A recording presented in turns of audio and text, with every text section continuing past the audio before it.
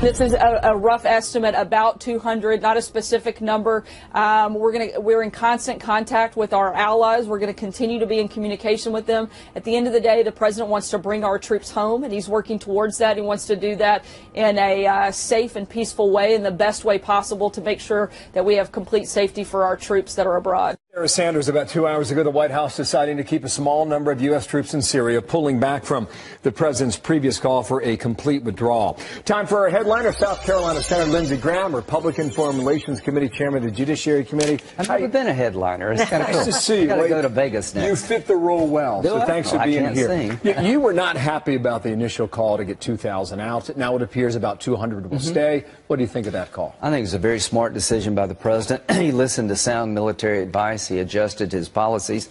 The goal is to make sure ISIS doesn't come back. If we'd have kept troops in Iraq, we would never had ISIS.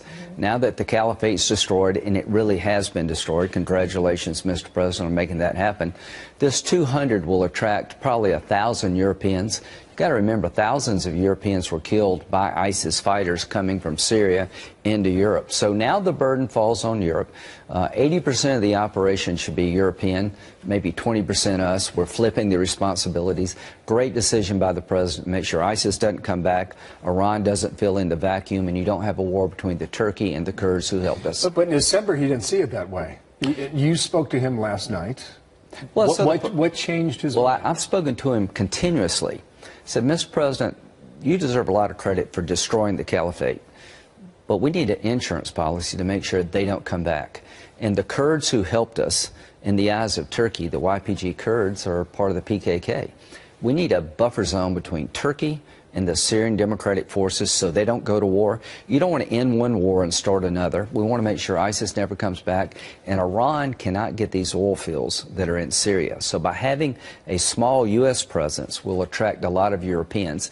It's time for the Europeans to take the lead here, and that's what this plan's about, is to put them in the lead with our help. This decision comes on the heels of a meeting with Erdogan. Was something discussed in that changed his mind as well? Well, I went to Turkey, and I told Erdogan, you're not going into Syria. If you go into Syria, you're going to create a war between the Arabs, the Kurds, and the Christians inside Syria. They don't want Turkish troops coming in. The best thing we can do to help Turkey, and they have a legitimate national security concern, is a safe zone where the West, NATO plus 200 of us, will keep the parties apart, watch ISIS, and make sure the Iranians with the Russians and Assad do not come in and take the oil. This is a very good plan. Trump deserves credit for using a small American force of 2,700. We've lost 8 people in the last 3 years. God bless the 8. But this is the most successful model since 9/11. Indigenous forces, Kurds and Arabs, doing the fighting with our help. This has worked, and I'm so glad we've adjusted. Had he not gone the way he did in December, you think James Mattis would still have a job? I don't know, but I know that when Mattis left, we accelerated the effort to destroy the caliphate. I really like General Mattis, but it was time to get somebody new. The president really put the metal to the pedal to destroy the caliphate after Mattis left. Really within a month, we've destroyed the caliphate. Now we've got a residual force integrated with the Europeans to keep the peace, to make sure ISIS doesn't come back, and to check Iran. We've got a force down south. There's a superhighway from Tehran to Beirut that the Iranians are using to flow weapons into Lebanon and Syria. We've got a garrison down there sitting on top of that highway. This is important for Israel. We have a post-caliphate strategy that is very smart. It's a matrix geographically. I do want to ask you about this quickly before we move on, because we had a reporter on earlier on our show talking about Iraq, and you haven't mentioned them. And he was talking about the number of ISIS fighters reportedly crossing over and ending up there. He said about 1,000 a month. That's why we keep our base in Iraq. So we're on both sides of the border. A couple of hundred people working with the Europeans will keep Syria together. We have a bigger force in Iraq. We can jump across the border if we need to, and we can kill them when they come into Iraq. So President Trump has created a scenario where we can be safe with the other people in the region doing the fighting and our allies taking most of the burden. I support more people doing more, we're doing less, but it is in our national security interest to hold this place together. The Kurds who helped us, we owe it to them to make sure they're not slaughtered. ISIS, we can't ever let them come back. And at the end of the day, Iran is checkmated with this move by President Trump. 2 more topics here. I got a long list, but only so much time. What is your expectation for Chairman Kim and Hanoi, Vietnam? This is sort of a relationship being built. My expectations are to give up his nuclear weapons over time, to convince him that he is better off without a nuclear arsenal than he is with one. His nuclear weapons could fall in the hands of people who would actually use them if he would not. The president is right to want this transition from a nuclear North Korea to a non-nuclear North Korea. The Japanese don't have nukes. South Korea don't have nukes. They don't have nuclear weapons. So my hope is that we'll set a plan out over the next year or so where you can denuclearize and get the benefit of security and peace and stability in North Korea. We won't have a nuclear threat. Well, my question is, though, what would be involved in that plan such that we don't have the situation that we have in Iran? First thing you got to do is we're talking. Why is Kim talking to him? Why is the caliphate destroyed? Because Donald Trump has been a very good commander-in-chief. Chairman Kim's at the table because he's afraid of Trump. We broke the Iran nuclear agreement, which was putting Iran on a pathway to a nuclear weapon, and we destroyed the caliphate, and we got the Taliban at the table in Afghanistan. Why? We've been strong in the face of adversity. Donald Trump has been the opposite of Barack Obama. The reason the Taliban's at the table, Kim's at the table, is Trump has shown strength. Now we got to close the deal. Now's the time to close the deal. My expectation is you need to take something away from this. Singapore was a novelty. How are they going to greet each other? What does it look like? We need a roadmap from this. We need a roadmap of how this ends and when it ends. That's what we need. Border security, Democrats are pushing this resolution. Will you vote with them when it comes before the Senate? Absolutely not. I'm 100% with President. How many Republicans do you believe will vote with them? A handful, but here's the point. Trump sent troops to the border. Obama sent troops to the border. Bush sent troops to the border. What's the difference of deploying forces to the border to secure it versus having them build a barrier while they're there? I think he has all the power under a statute and as commander-in-chief to send troops to the border to actually erect barriers. We're safer with a secure border. Nobody objected to Obama sending troops.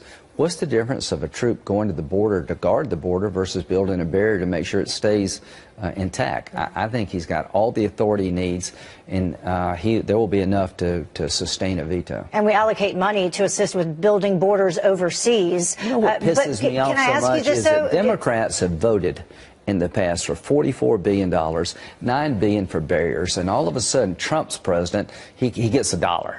So this hypocrisy is pretty stunning, and I hope Republicans will not reward this, quite frankly. You seem you've been mad for some time now. Well, I'm mad about this because I helped Obama. You know, I voted for the Gang of Eight bill. I've sat down with Democrats to try to solve this problem on a Democrat's watch. Nobody suggested we did not need to secure the border. Nobody suggested this was a manufactured crisis on Obama's watch. So what's changed? They just hate Trump, and that does bother me. Last question. You speak with him a lot. You met with him last when? A couple of days ago. The Mueller matter could be out. Could be out this afternoon. Right. Could be out in 2 weeks. We'll see on that. Yeah. Michael Cohen's going to testify publicly next Wednesday. Right. The president's going to be overseas talking about nuclear war and negotiating a way out of it. I really don't understand. How do you think he is doing in your personal discussions with him? Does he like the job? Does he enjoy it? What's the feedback? He is having a lot of fun being president, and it's stressful, and he's under siege. He gets it every day from different directions, but he's got a good sense of humor. He knows what he wants to accomplish. The Syrian decision shows he listens. Obama would never listen. General Obama turned out to be a bad general. President Trump is actually listening to his military leaders. Yeah, does he think they've taken a wrecking ball to his life? Yeah. Has it deterred him from being a focused president? No. Our economy is humming. Our military is stronger. Our enemies are on their back foot. I'm very pleased with what the president's doing, and I think the Mueller investigation will result in no evidence of collusion between Trump and the Russians. I really believe that. Thank you, sir. Good to see you. Thanks, guys. New home security video shows multiple angles of the FBI's pre-dawn raid on the home of political consultant Roger Stone. Unarmed, 66 years old, without a passport, barefoot. Until now, the only public footage of the raid came from CNN, which somehow knew to arrive 1 hour before the FBI got there. Acting Attorney General Matthew Whitaker was asked about the CNN footage in his testimony before Congress today. Here's part of it. Are you familiar from public reports or otherwise that a CNN reporter was camped out outside of Stone's house when the FBI arrested him?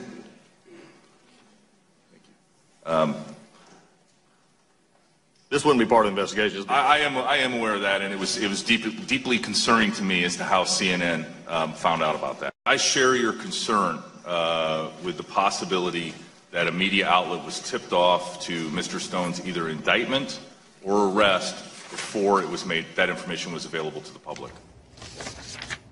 The new footage from Stone's home shows CNN arriving about an hour before agents did. The footage depicts what you'd expect if the FBI raided the home of a Mexican drug lord, maybe even SEAL Team 6 going into bin Laden's compound. For context, Roger Stone is a senior citizen accused of false statements to Congress. Take a look at what happened. It's just before 5 a.m. and an SUV with a CNN cameraman arrives first to this quiet street in Fort Lauderdale, Florida. Within minutes, the driver gets out and begins to set up his tripod. So far, no sign that anything's about to happen. But the cameraman gets back in his car with his equipment to wait. Almost exactly 1 hour later, trucks with heavily armed men arrive in front of Roger Stone's house. Immediately, CNN's cameraman jumps out of the car, camera on shoulder, capturing the footage. The feds assemble on Stone's driveway. They're wearing ballistic armor and carrying assault weapons with 30-round magazines, red dot sights, and tactical flashlights mounted to their barrel shrouds. One has his gun hanging by a strap while he carries a battering ram in his left hand. All of the men have sidearms holstered on their waists. A second camera mounted on Stone's front door shows another angle of the raid. A heavily armed FBI agent approaches the door with his gun drawn, while others stake out positions behind. It looks like a high-stakes raid, but CNN's cameraman is still 40 feet away filming it all. One agent swings his firearm around as he scans and surveys Stone's front porch. Behind the home, a third camera captures agents approaching the back of the house from the side yard. Behind the property, a boat arrives with at least 2 agents on board. They shine a floodlight into Stone's home. Back in front, an agent pounds on Stone's door, finger next to the trigger in case something goes wrong. He tries again as he and his colleagues wait in position. Within minutes, Stone exits his home to greet the agents who have their rifles pointed at him. Stone raises his hands and spins around, apparently trying to show that he is unarmed.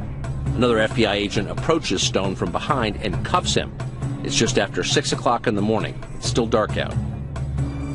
20 minutes later, the same camera shows agents leading Roger Stone back into his house. He is barefoot. Stone is wearing a T-shirt that says, "Roger Stone did nothing wrong."